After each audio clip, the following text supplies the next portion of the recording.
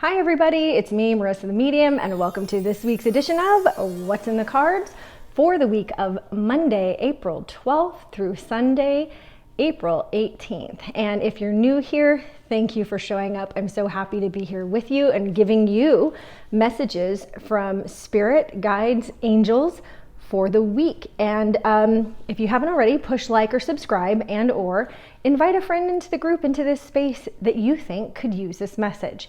So with that, I'm going to get started, and I was already told that we are going to use the Rainbow Activation deck. You guys know that I love this deck. It makes a regular appearance here in the group and on the channel, and it has some sagely wisdom. So tuning into this energy for the week, what is going to be the theme? What is it that's going to show up for us? Last week it was rebirth, right? Rebirth, a sense of newness, creativity. What do the cards have in store for us this week? And for our first card, we have the number. Got to figure out which way the cards go, guys. Is this a 6 or is this a 9? We're going to take a quick peeky-poo. It is, okay, well, almost. It is 6. And this card is ancestors, history, culture, DNA, transformation, spiritual family habits. So what this has to do is I want you to draw on the culture, your ancestors, traits and things that you have attained from them in positivity. What good things have you retained from them? How can you connect with that this week? How can you allow it to ground you and seep into your soul and exit your body, your being, your awareness, your words for everybody else this week in your actions, and finding a way to connect with that and almost even forming a sense of pride with this being where you come from. Conversely, if you have negative associations from where you come from, every cloud, guys, has a silver lining. There is one good thing that you can find out of any crummy situation or relationship or even ancestry. There is always something there. So find what that thing is, connect with it, embody it, and let it come out through you for the good of others. So what a great card. What a great way to start out this reading. Guys, I went on a little trippy trip, not the acid kind, an actual traveling trip. And I connected with and found these new Prism Oracle cards. And you guys, they called to me. Don't know if you can see it here, but legit, there is holographic imagery going on. And you know, if it's a rainbow or hologram, holograph, if it sparkles, I am here. There it is. I am here for that. And there's the first card. Check out the back. I absolutely love it. Ooh, interesting. And this card is isolation. So it's in the color gray. And it's so cool that all of these have a meaning. And I'll read you the meaning it has here. Sometimes I like doing that from the guidebook. Being isolated can feel lonely, but it can be tremendously healing. When you're feeling secluded, it can be a time to learn more about yourself, to dive down deep into the parts of yourself that you can't reach when you're around others, and learn the importance of some alone time. Give yourself the chance to heal and rediscover yourself. Guys, I am so feeling that connection between this and this. If there was even an unhealed part of yourself that has to do with your ancestry, it is so wanting to come forward to help you away from the isolation or even into a healing cocoon of isolation.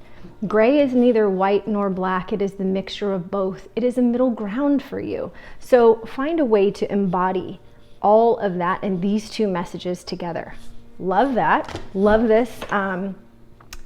Next, I'm hearing love and relationships. And you guys, what would it be a week without using the Affirmators deck? So we're going to use the Love and Relationships deck by Knock Knock. Who's there? It's Love and Relationships coming for you. So let's see how this applies this week. And as always, on the front of this card, there's a narwhal. It's the unicorn of the sea, guys. I'm all about unicorns, rainbows, and holograms. I don't know, but I'm here for it, all of it. One more shuffler. Acceptance. When I get to know new people, I accept their actual traits rather than the ones I project on them.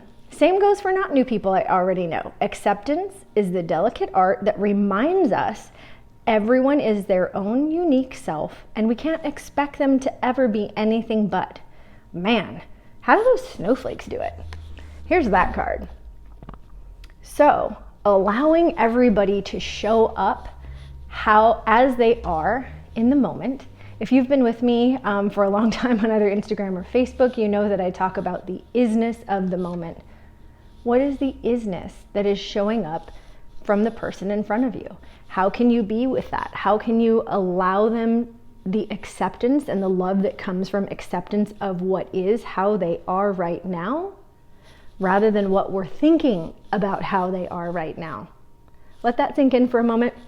And I feel like that is an acceptance of, again, all of this, allowing yourself to heal, forming ties or acknowledging the ties of your ancestry and allowing that to come forth through you for yourself and others, because acceptance is a higher vibration of you. Love that. Thank you, affirmators. And to close it out, again, on this trip, I got another new deck. You guys have been all about it. This is Pema Chodron's compassion cards. And how appropriate, since that last message was all about acceptance, which can be a form of compassion. So I'm going to shuffle this up, and we're going to see what the final message is that has to do with compassion for this week. They're saying 2 more. 1 and 2. And we have, always maintain only a joyful mind. Constantly apply cheerfulness, if for no other reason than because you are on this spiritual path. Have a sense of gratitude to everything, even difficult emotions, because of their potential to wake you up. Ooh. Even if something bad happens, we can choose to apply cheerfulness. We can choose to find, as this card said, the silver lining. Find that silver lining. What is it? And then place your attention, your energy, and your focus there, because it is here. It is showing up for you in the now of this moment on your spiritual path. And even again, if it's a crummy situation, we can thank it for showing up to be our teacher and reveal something greater about us that we didn't know was there.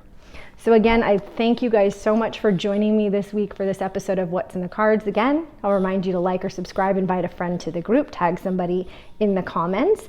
And again, this was for the week of Monday, April 12th through Sunday, April 18th. And as I always say, be the light.